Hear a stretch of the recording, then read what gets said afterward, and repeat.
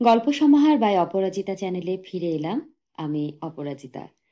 নিশ্চয়ই সবাই ভালো আছেন। এখন পড়ছি হুমায়ুন আহমেদের কালজয়ী উপন্যাস এইসব দিনরাত্রির তৃতীয় পর্ব। আশা করি সঙ্গেই থাকবেন। পুরানো ঢাকার ঘিঞ্জির মধ্যে যে এমন একটি বিশাল এবং আধুনিক ধরনের বাড়ি থাকতে পারে, সেটা রফিকের কল্পনাতেও আসেনি। সে গেটের ভেতরে পা দেবে কি দেবে না বুঝতে পারল না। এ জাতীয় বাড়িতে কুকুর থাকবেই। এসব কুকুররা আবার কোনো একটা বিশেষ ইন্দ্রিয়ের কারণেই বোধহয় মানুষদের মধ্যে যে শ্রেণীর একটা ব্যাপার আছে সেটা চমৎকার বুঝে ফেলে। কোনো আগন্তুক তাদের মনিবের শ্রেণীর চেয়ে নিম্ন শ্রেণীর হইলেই কামড়াবার জন্য ছুটে আসে। বাড়ির গেট বন্ধ, তবে গেটের ভেতরেও আবার ছোট একটি গেট আছে, মাথা নিচু করে যার ভেতর দিয়ে ঢুকতে হয়। রফিক তাই করল এবং আশ্চর্য, সত্যি সত্যি একটি কুকুরের ডাক শোনা গেল। ভয়াবহ কিছু নয়, মৃদু গর্জন। রফিক চট করে মাথাটা টেনে নিল। গেটের দারোয়ান বলল, ও কিছু করবে না, আসেন। কাকে চান? বড়লোকের বাড়িতে ঢোকার এই আরেকটা ফ্যাঁকড়া। জায়গায় জায়গায় জবাবদিহি করে ঢুকতে হবে। গেটে একবার বলতে হবে, বাড়িতে বেল টিপলে দ্বিতীয় একজন ব্যক্তি আসবে, তাকেও বলতে হবে। তারপর তাকে বসানো হবে এবং দীর্ঘ সময় বসে থাকতে হবে। বড় লোকেরা আবার চট করে দেখা দেন না। কার কাছে যাবেন? এই দারোয়ানটির বাড়ি বোধ হয় রাজশাহীর দিকে হবে। শুদ্ধ ভাষায় কথা বলছে, চেহারাও মাই ডিয়ার টাইপের। রফিক হাসি মুখে বলল, রহমান সাহেব কি আছেন? জি না, উনি নাই, সন্ধ্যার আগে ফিরবেন না। তার মেয়ে কি আছে? জি, আফামনি আছেন। যান, সোজা চলে যান। দরজার বাঁ দিকে কলিং বেল আছে। কুকুর কিছু করবে না। রফিক খুব সহজ ভঙ্গিতে হাঁটবার চেষ্টা করল, কিন্তু কুকুরটা তার সঙ্গেই আসছে। বিশাল পর্বতের মতো একটা জন্তু। তার চোখে গভীর সন্দেহ। বোধহয় টের পেয়ে ফেলেছে এই লোক তাদের সমাজের না, এবং এই লোকের পকেটে আছে মাত্র 2টি 5 টাকার নোট, যার একটি ছেঁড়া বলে কেউ নিতে চাচ্ছে না। গত এক সপ্তাহে কয়েকবার ভিড়ের মধ্যে বাস কন্ডাক্টরের হাতে গছিয়ে দেবার চেষ্টাও করা হয়েছে, কিন্তু কাজ হয়নি। রফিক বেল টিপে দাঁড়িয়ে রইল। কুকুরটা বড় বিরক্ত করছে, তাকে শুঁকে শুঁকে দেখছে। সে বহু কষ্টে কুকুরটার পেটে প্রচণ্ড একটা কিক দেবার ইচ্ছাটা দমন করল। কলিং বেল নষ্ট কিনা বোঝা যাচ্ছে না, কারোর কোনো সাড়া নেই। রফিক দ্বিতীয়বার বেল টিপল। তাকে অবাক করে দরজা খুলল শারমিন। শারমিনকে আজ অন্য দিনের চেয়েও অনেক বেশি সুন্দর লাগছে। নিজের বাড়িতে আছে বলেই হয়তো চেহারায় কোনো কাঠিন্য নেই। চুল বাঁধা নয়, পিঠময় ছড়ানো, সাধারণ একটা সুতির শাড়ি এলোমেলো করে পরা। রফিক বলল, চিনতে পারছেন তো? চিনতে পারবো না কেন, আসুন, ভেতরে আসুন। এই বন্ধুর বাড়িতে এসেছিলাম কাছে, ভাবলাম দেখা করে যাই। ভালো করেছেন। আমি যে এখানে থাকি সেটা জানলেন কিভাবে? রফিক জবাব দিল না, মাথা ঘুরিয়ে ঘুরিয়ে চারদিক দেখতে লাগলো। বসার ঘরটা তেমন জমকালো নয়, বরং বলা চলে বেশ সাধারণ। বেতের 3টি সোফা, পাশে ছোট ছোট কফি টেবিল, কার্পেটটিও বিবর্ণ, বাড়ির সঙ্গে খাপ খায় না। শারমিন হাসি মুখে বলল, এত মন দিয়ে কি দেখছেন? আপনাদের বসবার ঘরটা আরো জমকালো হবে ভেবেছিলাম। এটা ড্রয়িং রুম না, এটা হচ্ছে এন্ট্রি রুম, বসবার ঘরে ঢোকবার আগের রুম। বলেন কি? ব্রিটিশ আমলের বাড়ি, ওদের মতো করে বানানো হয়েছে। এমনকি বসবার ঘরে একটা ফায়ার প্লেস পর্যন্ত আছে। মাই গড, আসুন আপনাকে দেখাই। বসবার ঘরে ঢুকে রফিকের মন খারাপ হয়ে গেল। কোনো একজন মানুষের এত বেশি টাকা থাকবে এবং অন্য একজনের পকেটে থাকবে 2টি 5 টাকার নোট, যার একটি ছেঁড়া বলে চালানো যাচ্ছে না। শারমিন বলল, এবার পছন্দ হয়েছে বসবার ঘর? হুম। তাহলে মুখ এমন গম্ভীর করে আছেন কেন? ক্লাসে তো আপনার কথার যন্ত্রণাতে সবাই অস্থির। রফিক ফ্যাকাশভাবে হাসল। বসুন, দাঁড়িয়ে আছেন কেন? রফিক বসল। বসতে বসতে বলল, আপনারা এতটা বড়লোক আমি বুঝতে পারিনি। বুঝতে পারলে আসতেন না। রফিক সে প্রশ্নের জবাব না দিয়ে বলল, আপনার এখানে সিগারেট খাওয়া যাবে? যাবে না কেন? এটা তো আর মসজিদ না। খান। তারপর বলুন, কোনো কাজে এসেছেন না এমনিতেই এসেছেন? শারমিনের মুখ হাসি হাসি। রফিক বেশ অবাক হলো। এই মেয়েটি ক্লাসে প্রায় কোনো কথাই বলে না। ছেলেরা কেউ কাছে গেলে চোখ মুখ কঠিন করে রাখে, অথচ এখন কেমন সহজ স্বাভাবিক ভঙ্গিতে কথাবার্তা বলছে। আরেকটি জিনিস দেখেও রফিক অবাক হলো। শারমিনের পায়ে স্পঞ্জের স্যান্ডেল, 7-8 টাকায় যেসব পাওয়া যায় সেসব। তার ধারণা এরকম বাড়িতে যারা থাকে তারা ঘরে সাধারণত জয়পুরি ঘাসের স্যান্ডেল পরে। শারমিন বলল, চুপ করে আছেন কেন? বলুন, কোনো কাজে এসেছেন কি? না, কোনো কাজে আসিনি। গল্প করবার জন্য এসেছেন? হ্যাঁ। বেশ, গল্প করুন। এমন স্টিফ হয়ে আছেন কেন? আমার মনে হচ্ছে আপনার এই ড্রয়িং রুমটাই ঠিক ইজি ফিল করছেন না। আমার নিজের একটি বসার ঘর আছে, আমি আমার নিজের মতো করে সাজিয়েছি। চলুন ওখানে বসি। এই ঘরটা আমার নিজেরও আসলে তেমন একটা ভালো লাগে না, কেমন জানি স্টাফি মনে হয়। শারমিনী নিজের বসবার ঘরে ঢুকবার সঙ্গে সঙ্গে ট্রলিতে করে একটি কাজের মেয়ে চা নিয়ে এলো। চমৎকার একটি রূপোর থালায় ফ্রুট কেক, অন্য একটি প্লেটে শিউলি ফুলের মতো ধবধবে সাদা সন্দেশ। এই সন্দেশ ঘরে তৈরি, আমাদের রমিজ ভাইয়ের করা। একবার খেলে সারা জীবন মনে থাকবে। এর একটি নাম আছে, নামটি আমারই অবশ্য দেয়া, গোলাপ বাহার। সন্দেশে গোলাপের গন্ধ আছে। খাবার জিনিসে ফুলের গন্ধ আমার ভালো লাগে না। ফুলের গন্ধ থাকবে ফুলে, সন্দেশে থাকবে সন্দেশের গন্ধ। শারমিন খিলখিল করে হেসে উঠল। এত সুন্দর হয় মানুষের হাসি। রফিক তাকিয়ে রইল মুগ্ধ চোখে। আপনি খুব ভালো দিনে এসেছেন। আজ আমার জন্মদিন। এই কেক অবশ্য জন্মদিনের কেক না। জন্মদিনের কেক বাবা সন্ধ্যাবেলায় নিয়ে আসবেন। আপনি নিশ্চয়ই সন্ধ্যা পর্যন্ত থাকবেন? না, আমি এখন উঠব। রফিক উঠে দাঁড়ালো। এখনই উঠবেন কি? চা তো শেষ করেননি। অনেক দূর যেতে হবে তো। কত দূর? আমরা থাকি কল্যাণপুর, শহরের বাইরে। শারমিন মুখ টিপে বলল, ফার ফ্রম দি মেজিং ক্রাউড? না না, সেরকম কিছু না। ওইদিকে বাড়ি ভাড়া কম, এই জন্যই আর কি। আচ্ছা, যাই তাহলে। 1 মিনিট দাঁড়ান, আমি ড্রাইভারকে বলে দিচ্ছি আপনাকে পৌঁছে দেবে। পৌঁছে দিতে হবে না, দাঁড়ান তো, এরকম করছেন কেন? রফিককে পৌঁছে দেবার জন্য চমৎকার একটি লাল রঙের গাড়ি বের হলো। রফিক বিব্রত বোধ করতে লাগলো। শারমিন হাসি মুখে বলল, আবার যদি কখনো আপনার বন্ধুর বাড়িতে আসেন তাহলে দিকে আসবেন কিন্তু। আমি খুশিই হব। কেউ কখনো আসে না। আসে না কেন? যাদের খুব টাকা পয়সা আছে তাদের কেউ পছন্দ করে না। আমার বন্ধু বান্ধবরা একবার এসে দ্বিতীয়বার আসতে চায় না। আজ আমার জন্মদিন, অথচ আমি কাউকে আসতে বলিনি। আপনি হঠাৎ করেই এলেন। রফিক ইতস্তত করে বলল, আপনার জন্য একটা বই এনেছিলাম। শারমিন অবাক হয়ে বলল, আমার জন্য? কেন?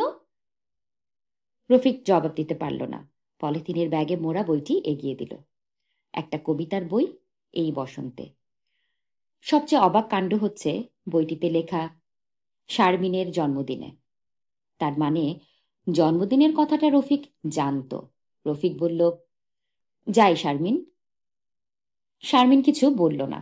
সে বড়ই অবাক হয়েছে এবং তার কেমন যেন লজ্জা লজ্জাও করছে। কোথায় যেন সূক্ষ্মভাবে মন খারাপ হবার মতো একটা ব্যাপার ঘটে গেছে। সে ছোট্ট একটা নিঃশ্বাস ফেলল। এই ছেলেটিকে সে পছন্দ করে। দারুণ হুজুকে ছেলে, সারাক্ষণই একটা না একটা হইচই নিয়ে থাকেই। গত মাসে সে হঠাৎ ঘোষণা করল, এটা হচ্ছে সাম্যের যুগ।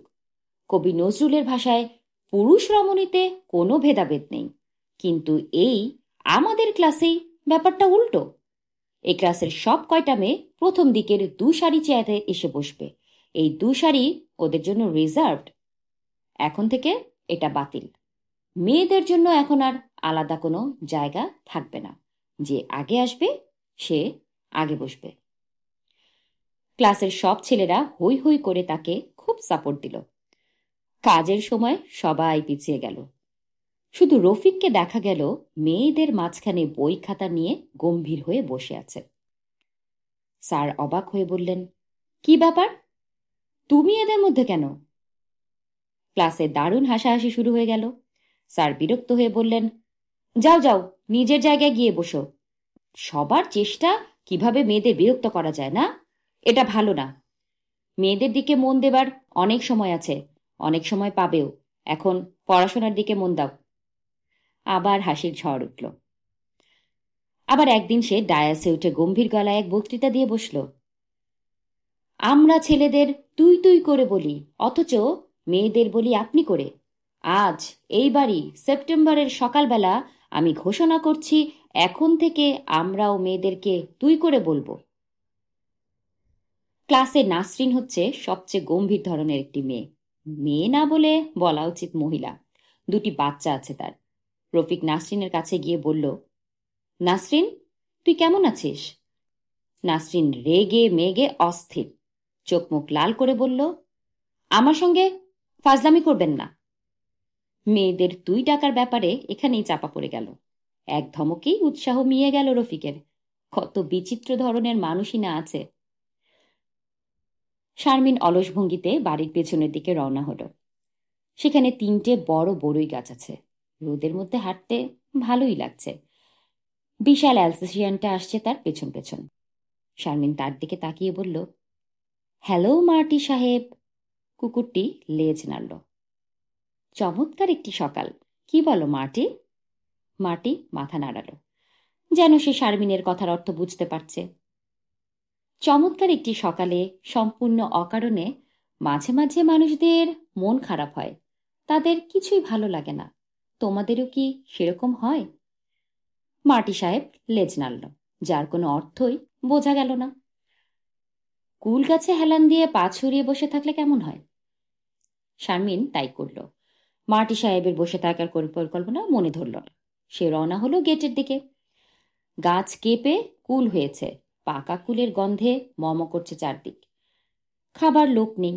প্রকাণ্ড এই বাড়িতে তারা দুটি মাত্র মানুষ, সে এবং বাবা। 4-5 জন কাজের মানুষ আছে, ড্রাইভার এবং দারোয়ান আছে, কিন্তু ওদের থাকার জায়গাটা ভিন্ন। গেটের কাছে তাদের জন্য বড় একটা ঘর তৈরি করা আছে। সবকিছুই মানুষের অভ্যেস হয়ে যায়। এই বিরাট বাড়িতে কত দীর্ঘদিন ধরেই তারা দুজন থাকছে। খুব ছোটবেলায় সে ঘুমাতো বাবার সঙ্গে। কোনো কোনো রাতে ভয়ানক সব স্বপ্ন দেখে জেগে উঠে কাঁদত। বাবা বলতেন, এই তো আমি তোমার হাত ধরে আছি, কোনো ভয় নেই। স্বপ্ন দেখেছ? হুম। কি স্বপ্ন? ভূতের স্বপ্ন। দূর বোকা মেয়ে, ভূত আছে নাকি পৃথিবীতে? ভূত প্রেত বলে কিছু নেই। বাতি জ্বালিয়ে রাখো বাবা। বাবা বাতি জ্বালিয়ে দিতেন। বাথরুম করব। তিনি তাকে কোলে করে বাথরুমেও নিয়ে যেতেন।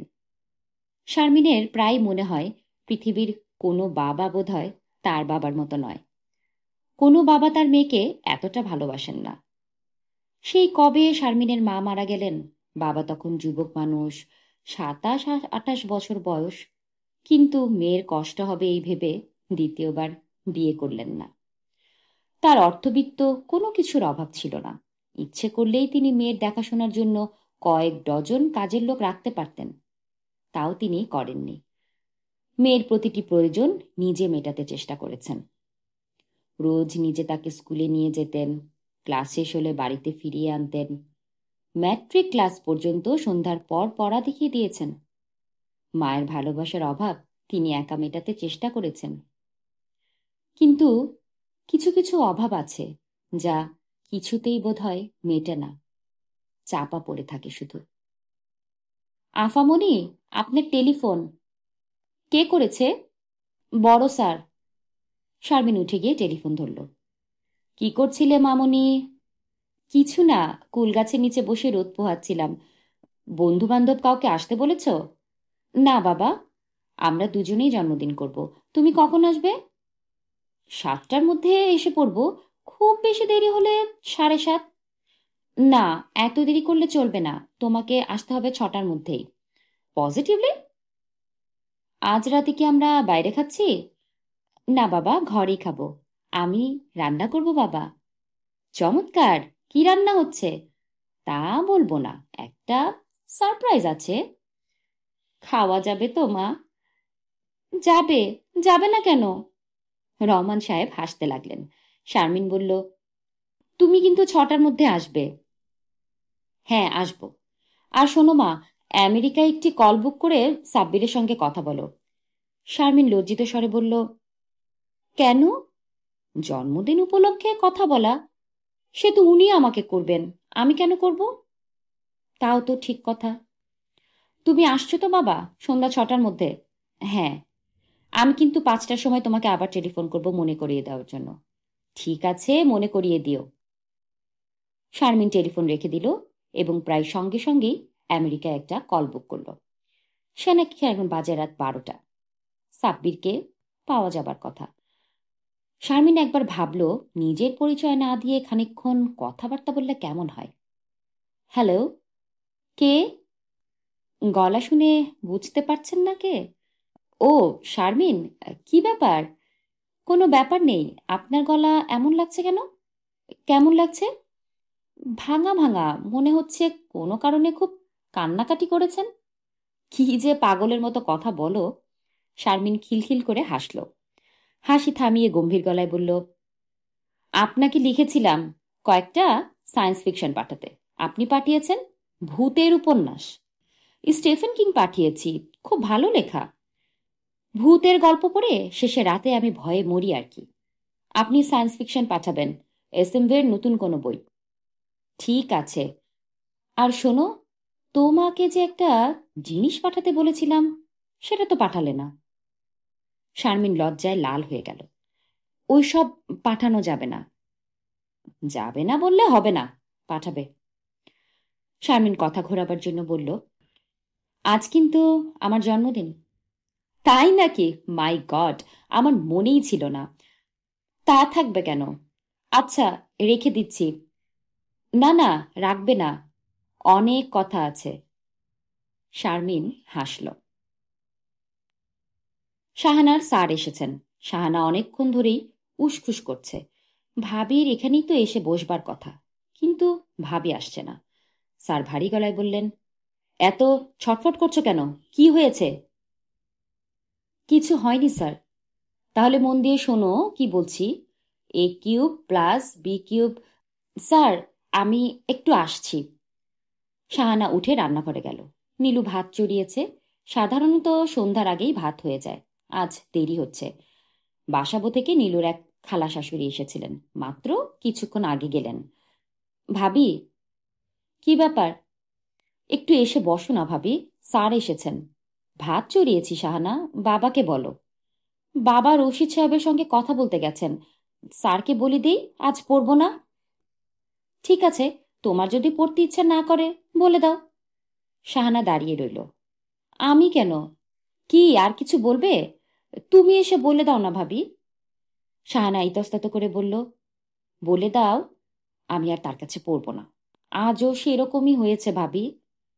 ভুলে হয়তো হয়েছে, সামান্য জিনিসটাকে এত বড় করে দেখছো কেন?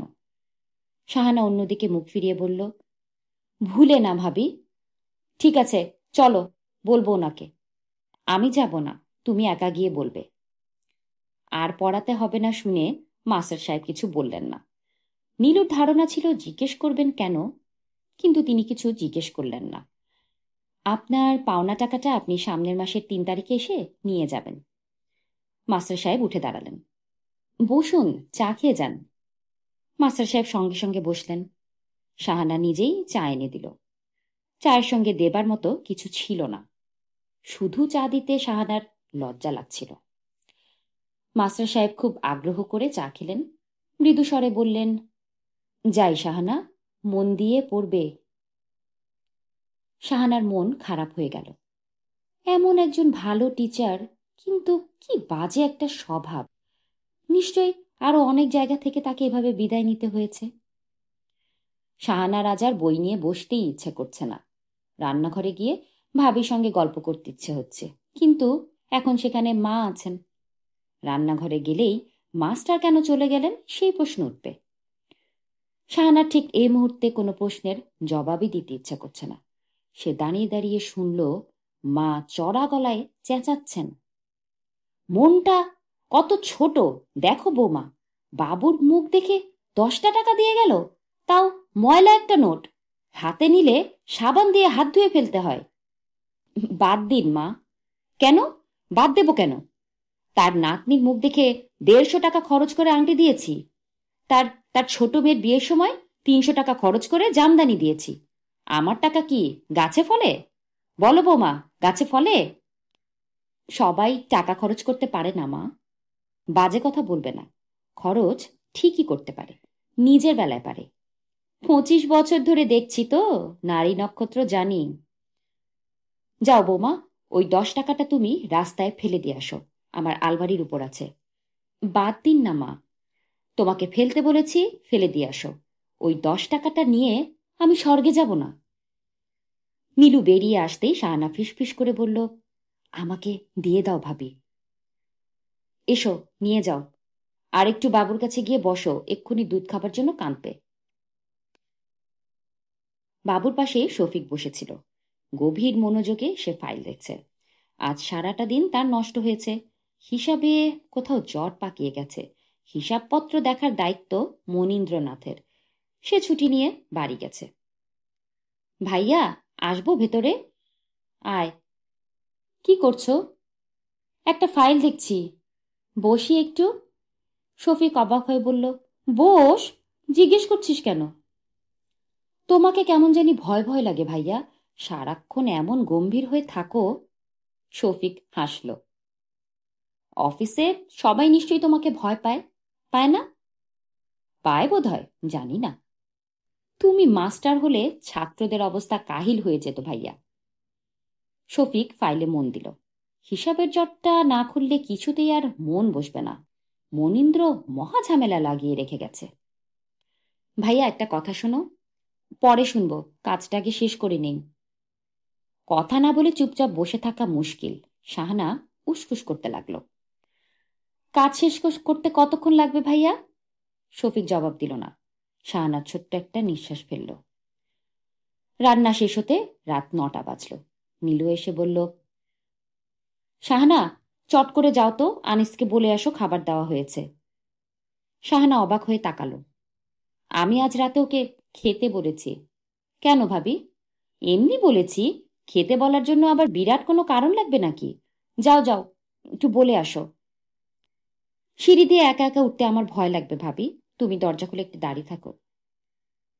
আনিস চিলেকোঠার ঘরে থাকে। খাওয়া দাওয়া করে বাড়িওয়ালা রশিদ সাহেবের বাসায় বসে আছে, এবং সে নিয়মিত বাড়িওয়ালা রশিদ সাহেবের বাসায় খান। রশিদ সাহেবের সঙ্গে তার ক্ষীণ একটি আত্মীয়তার সম্পর্কও আছে। সে সম্পর্ক মোটেই জোরালো নয়। একসময় আশ্রয় দিয়েছিলেন, চেষ্টা চরিত্র করে সিটি কলেজে ভর্তিও করিয়েছেন। গত বছর আইএফএল করেছে এবং পড়াশোনা করবে না বলে জানিয়ে দিয়েছে। এরকম একজনকে ঘরে রেখে পোষার কোনো মানে হয় না। রশিদ সাহেব এখন প্রাণপণ চেষ্টা করছেন আনিসকে ছেড়ে ফেলতে, পারছেন না। আনিসের এই জায়গা ছেড়ে নতুন কোথাও যাবার জায়গাও নেই। জোর করে তাকে বের করে দেবার মতো নিষ্ঠুরতা তিনি দেখাতেও পারছেন না। তাছাড়া ছেলে হিসেবে আনিসের বিরুদ্ধে কোনো অভিযোগ তার নেই। অত্যন্ত ভদ্র ছেলে, চেহারা ভালো, আচার ব্যবহার ভালো। চায়ের দোকানে বসে বিড়ি ফোঁকে না, মেয়েদের দেখে শীষও দেয় না। রশিদ সাহেবের মনে একটা গোপন পরিকল্পনা ছিল, আনিসকে পড়াশোনা করিয়ে নিজের কাছেই রেখে দেবেন, বিনার সঙ্গে বিয়ে দিয়ে দেবেন, মেয়ে জামাই তার কাছেই থাকবে। রশিদ সাহেবের স্ত্রী সেই পরিকল্পনা একেবারেই পছন্দ করেননি। স্বামীর নির্বুদ্ধিতায় রেগে অস্থির হয়েছেন। তার মেয়ে কালো নয়, কানাখোড়া নয়, তাকে হাবাতে ঘরের ছেলের সঙ্গে বিয়ে দিতে হবে কেন? 10টা 5টাও মেয়ে না তার, একটি মাত্র মেয়ে। তার বিয়ে হবে চাকর শ্রেণীর একটি ছেলের সাথে? দেশে কি ডাক্তার ইঞ্জিনিয়ারের অভাব হয়েছে, না তাদের সহায় সম্পদ নেই? ঢাকা শহরে 3টি বাড়ি, গ্রামের সম্পত্তি সবই তো তার মেয়েই পাবে। আনিসের সাথে তার সম্পর্ক শুরু থেকেই খারাপ ছিল। ইদানিং তিনি তাকে আরও সহ্য করতে পারছেন না। কারণটি অত্যন্ত সূক্ষ্ম। তিনি লক্ষ্য করেছেন আনিস খেতে বসলে বিনা এটা সেটা তার পাতে তুলে দিতে চেষ্টা করে। তিনি একদিন বিরক্ত হয়ে বলেছিলেন, ওর খাওয়ার সময় তোর থাকার কি দরকার? তুই কেন থালাবাটি নিয়ে দৌড়াদৌড়ি করিস? বিনা অবাক হয়ে বলেছে, একটা লোক একা একা বসে খাবে? একা একা কোথায়? আকবরের মা আছে, রহিম আছে, তোর যাবার দরকারটা কি? অসুবিধাটা কি? অসুবিধা আছে, এতে লাই দেওয়া হয়। লাই দিলেই এরা মাথায় উঠবে। খবরদার তুই যাবি না। বিনা এর পরেও গিয়েছে। তিনি মনের মধ্যে একটা ভয় অনুভব করেছেন। সমবয়সী দুটি ছেলে মেয়ের ঘন ঘন দেখা সাক্ষাৎ হওয়াটা ঠিক না। বয়স খুব খারাপ জিনিস। একটা বয়সে সবাইকেই ভালো লাগে। আনিস ঘর অন্ধকার করে বসেছিল। শাহানা বাইরে থেকে ভয় পাওয়া গলায় ডাকল, আনিস ভাই। এসো শাহানা। ঘর অন্ধকার কেন? বাল্ব ফিউজ হয়ে গেছে।